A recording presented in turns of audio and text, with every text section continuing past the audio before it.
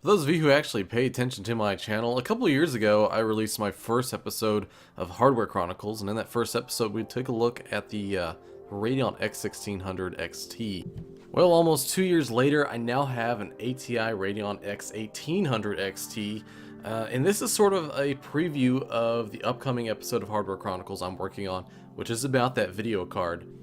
Kind of how I tested the X1800 XT with CSGO, I wanted to give the X1800 XT a go at CSGO, just for comparison's sake, and it is a much better experience being able to play the game at 720p, but we're still pretty much running like minimal settings.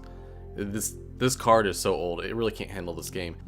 Though along with the GeForce 7800 GTX in late 2005, that card and this card were the two best video cards you could buy at that time.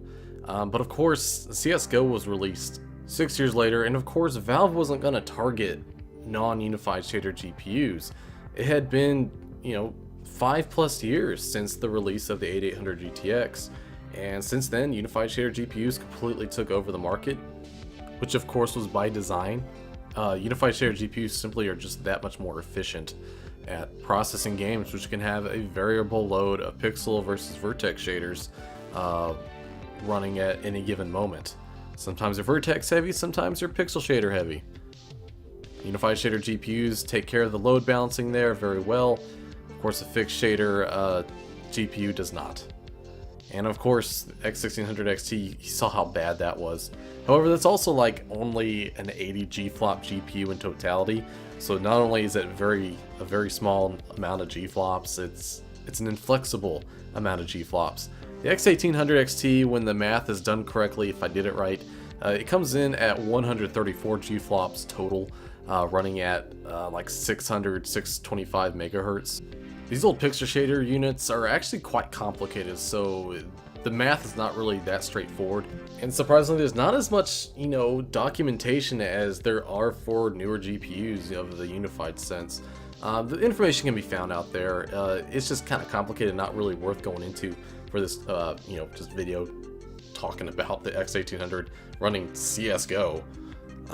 But talking about CSGO and the X1800, this game kicks the X1800's ass, like hardcore.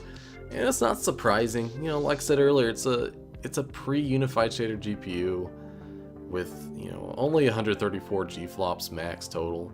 Something like the HD 2600 XT can run this game easily at medium 720p and still get much better performance than what you're seeing here. But that thing's like 192 G-flops, and of course it's a unified shader, so it's a lot more appropriate for a game of this era. Now, I do need to admit, I was using an internal recording solution. I was using MSI Afterburner, set to 720p, 30 FPS recording, which only really incurs like a 1 to 2 FPS hit. It's not a lot. I am running this on my main computer, which does have a pretty, still damn good i5 4690K CPU. I mean, the CPU is not a bottleneck in this game. But I do wish I had an appropriate machine to use my Elgato with. I don't currently. I do have an XP machine set up now though, with a dual-core Athlon 64 X2 from 2006. It's 2.7 gigahertz and 4 gigs of DDR2 memory, and I'm good. That's what I've been doing a lot of testing with the X1800 XT with that machine, and it's been pretty awesome. And like incredibly appropriate for that GPU, and that whole hardware setup is pretty accurate for 2006, especially early 2006, before the arrival of the Core 2 Duo, which just pretty much raped the Athlon dual cores in performance. But until then, the Athlon dual cores were like the best CPUs you could get for gaming. So it's pretty sweet little setup I got. I've also been running Windows 7 on it, since I have to if I want to run games from Steam on there, which of course includes anything Source, like Half-Life 2, TF2, and CS:GO. I'm just trying to like find the the most appropriate way to test the X1800, because I want to test it within the context of like 2005 and 2006-ish hardware, which that Athlon 64 dual core is very appropriate, and of course Windows XP. It's just dealing with the incompatibility of Steam now. It's a pain in the ass, and I had to go out and rebuy some of the games I had on Steam just so I could test them on XP without going through a bunch of hoops. Like I got Elder Scrolls Oblivion, I got Call of Duty 4, Far Cry. Thank God for good old games, right? Now, I did actually go out and buy a few physical copies of games so I could get them running on XP. So y'all will definitely find out about that. Hope y'all are looking forward to it. But getting back to the X1800 and CSGO here, it's just, if y'all been watching, I've been reducing like the settings just further and further and further to get the game to run faster on this poor old video card. And you can also see like the issues with the shadow maps there. It's like they're not sampling correctly. I'm not completely sure what the deal is there. But at least this card can muster 720p, where the X1600 could barely manage 480p. Though in the end, I think it really just comes down to the vertex shading performance of both cards. Really just isn't up to snuff with the amount of geometry that's on screen. The transformation of all those vertex coordinates to screen space from the world space, if I remember right, is also ran on the vertex shaders.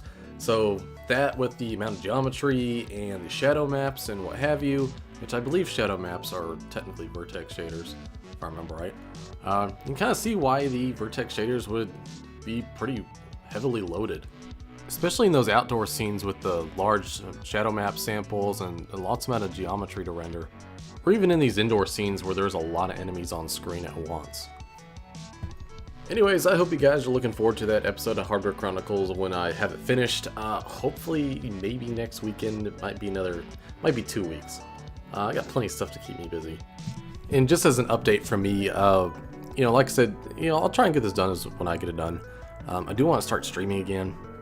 It's just kind of like weekdays I can't do it just because I gotta be in bed at like 7 because I gotta be up at 3 in the morning to go to work. Unfortunately. Also, my wife is pregnant. Having a little boy. Found out last month.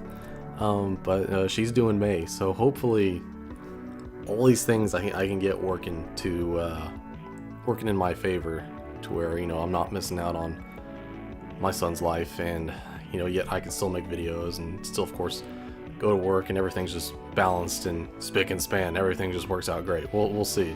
I'll try and not forget about you guys, of course.